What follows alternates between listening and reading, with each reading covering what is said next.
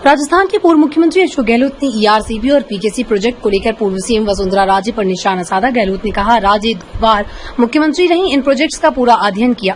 ERCP या PKC ये सब बकवास है। गहलोत ने आगे कहा, वसुंधरा राजे खुद कह रही हैं कि अगले 9 साल तक कुछ होने वाला नहीं। ऐसे में जनता को बेवकूफ क्यों बना रहे? उन्हें मालूम है पीकेसी और ईआरसीपी के नए एमओयू में दम नहीं है। अगर राज्य में राजनीतिक ईमानदारी है तो प्रेस कॉन्फ्रेंस बुलाकर स्पष्ट करें कि नई पीकेसी में दम है या उनके समय बनी ईआरसीपी में। पूर्व सीएम ने कहा, राज्य से मेरी शिकायत ये है कि वो 2 बार मुख्यमंत्री रही, लेकिन सिर्फ झालावाड़ की बात करें ये गलत है। अशोक गहलोत जयपुर में महात्मा ज्योतिबा फुले की जयंती के अवसर पर 22 गोदाम स्थित प्रतिमा पर पुष्पांजलि अर्पित करने पहुंचे थे। पूर्व सीएम अशोक गहलोत ने महात्मा ज्योतिबा फुले जयंती कार्यक्रम में कहा, अगर वसुंधरा राजे में राजनीतिक ईमानदारी तो प्रेस कॉन्फ्रेंस बुलाकर पीकेसी और ईआरसीपी के नए एग्रीमेंट के बारे में बताएं। नई पीकेसी में दम है या उनके समय की ईआरसीपी में स्पष्ट करें। हमने सरकार में उनके प्रस्ताव को आगे बढ़ाया, कोई छेड़छाड़ नहीं की। वो केवल झालावाड़ नहीं, पूरे राजस्थान के हितों की बात करें। अलवर राम मंदिर में ज्ञानदेव आहूजा के गंगा जल छिड़काव प्रकरण पर गहलोत ने कहा, हम सबने इसकी निंदा की। 21वीं सदी में छुआछूत मानवता पर कलंक है। आरएसएस को आगे आकर इसके खिलाफ अभियान चलाना चाहिए। पूरा देश बीजेपी की विचारधारा से तंग है। हम छुआछूत को समाप्त करके रहेंगे। ज्योतिबा फुले, सावित्रीबाई फुले जो है, उस जमाने के अंदर जब महिलाओं को पढ़ाना ही पाप समझते थे, उस वक्त अगर उन्होंने स्कूल भी खोली, समाज के तबकों का विरोध झेला सावित्रीबाई फुले ने भी, और सावित्रीबाई फुले को खुद को पढ़ाया महात्मा ज्योतिबा फुले ने। तो वो ऐसा व्यक्तित्व था कि पूरे देश के अंदर आज उनकी चर्चा होती है। महाराष्ट्र के तो हर घर में, हर गांव के अंदर उनके नाम की संस्था बनी हुई है। तो ये तभी हो सकता है तब कुछ त्याग की भावना से काम करे। तो एक महापुरुष के रूप में वो स्थापित हो गए देश में। अम्बेडकर साहब तो उनको अपना गुरु मानते थे, गांधी जी उनका बहुत सम्मान करते थे। ऐसा व्यक्तित्व का जब जन्म दिवस हो या पुण्यतिथि हो तो पूरा समाज इकट्ठा भी होता है। 36 कौम के लोग आते हैं। अभी राहुल गांधी जी ने बिहार में गए थे सामाजिक न्याय मंच की मीटिंग के अंदर। उन्होंने वहाँ ज्योतिबा फुले, सावित्रीबाई फुले की फोटो को बताया, ये होता है जो पति पत्नी ने मिलकर के समाज में सोशल सिक्योरिटी के लिए, सामाजिक प्रतिबद्धता को ध्यान में रखते हुए सोशल सिक्योरिटी के लिए जो उन्होंने संदेश उस वक्त दिया था, जिसकी आज भी आवश्यकता है। तो मुझे गर्व है कि आज हमारे सब लोग इकट्ठे हुए हैं। 36 कौम के लोग यहाँ पर हैं, माली समाज के लोग भी हैं, जो वो माली समाज से थे वो। तो एक ऐसा महापुरुष जो है देश में पैदा हुआ, ठीक है, सभी लोग सम्मान करते हैं। महात्मा जी ने तो दलितों का उद्धार किया और एक तरफ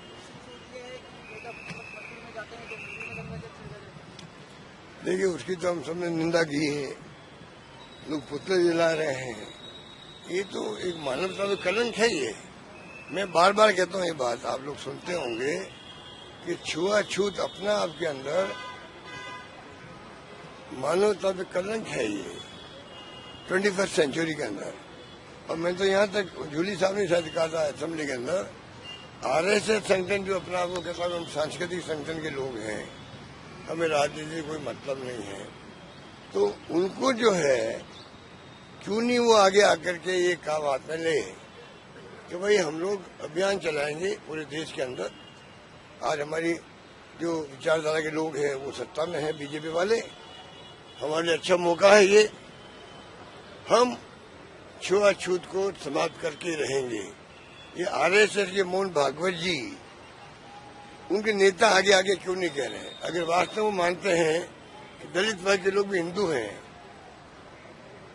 अगर ट्राइबल के लोग भी हिंदू हैं, आदिवासी लोग हिंदू हैं, सबको हिंदू मानते हैं, तो हिंदुओं के साथ में आपस में जो छुआछूत हो रही है उसकी जिम्मेदारी किसकी पड़ती है? सबसे ज्यादा वैसे पूरे समाज की है।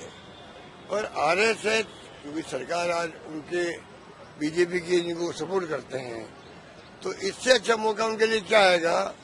सब काम छोड़ करके आरएसएस देश को आह्वान करे कि हम चाहेंगे हिंदू जो आपस में हैं वो कोई छुआछूत की भावना नहीं रखे।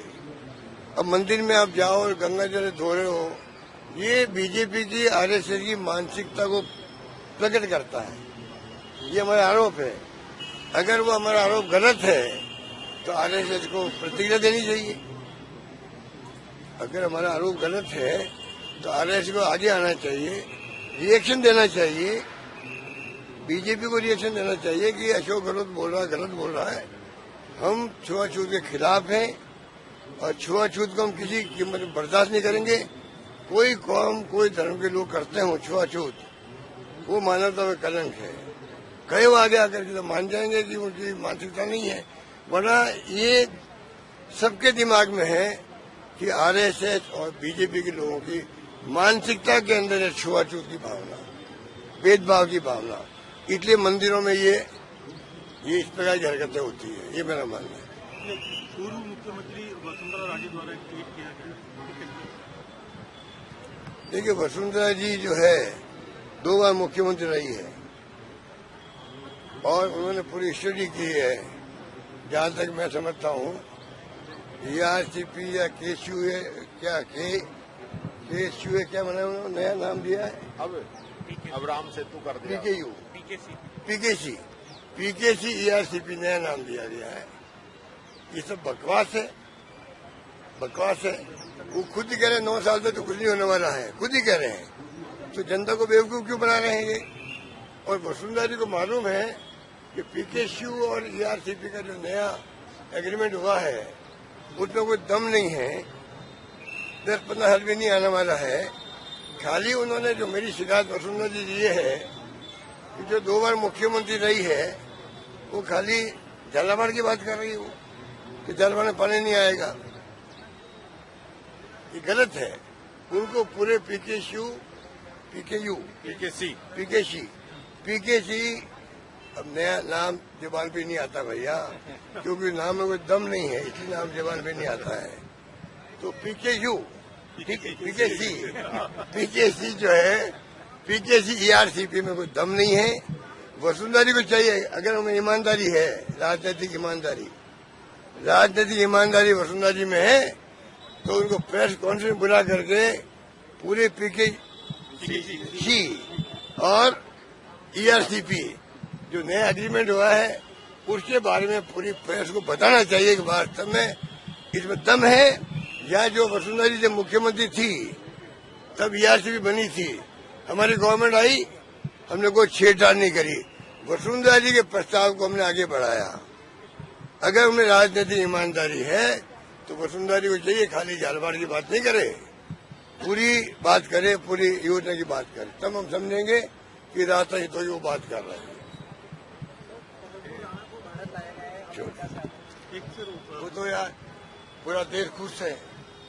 पूरे देश में अगर जो ये इतना बड़ा क्राइम किया ये आदमी ने, कितने लोग हत्याएं हो गई थी, कोई भूल सकता है क्या?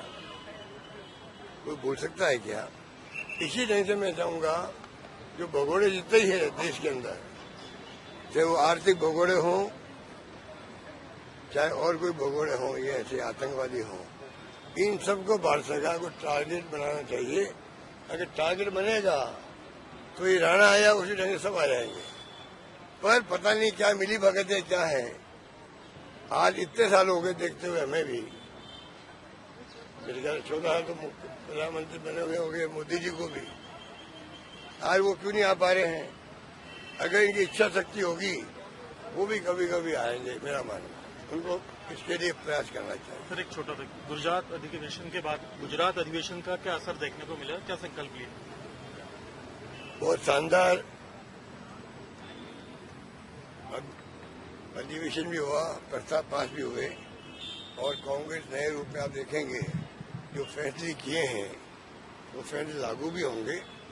और आज देश को जरूरत है, देश को जरूरत कांग्रेस की है, मेरा मानना है, कांग्रेस की विचारधारा की है।